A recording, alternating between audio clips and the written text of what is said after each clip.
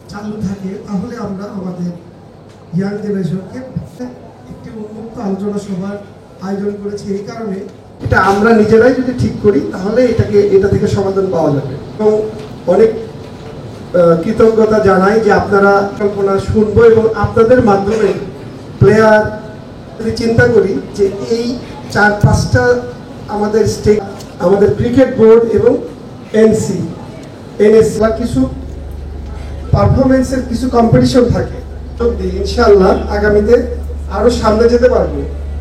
কৃতজ্ঞ যে আপনারা অনেক শর্ট টাইমে একসঙ্গে আমরা হতে পেরেছি।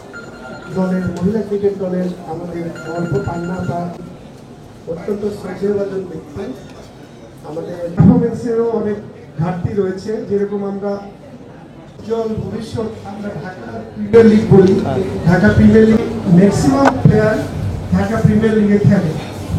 হয়তো আমরা জাতীয় পর্যায়ে আসতে পারতাম না, আবার জাতীয় পর্যায়ে এসে যখন আমরা বিভাগীয় পর্যায়ের মাধ্যমে এগিয়ে নিয়ে যেতে পারি, এটা আসলে আমাদের চেয়ে আপনারা অনেক ভালো আসতে হবে। এবং এটা বের হওয়ার জন্য যে আমরা বলেছি যে আমরা সবাই মিলে যে কাজ করব।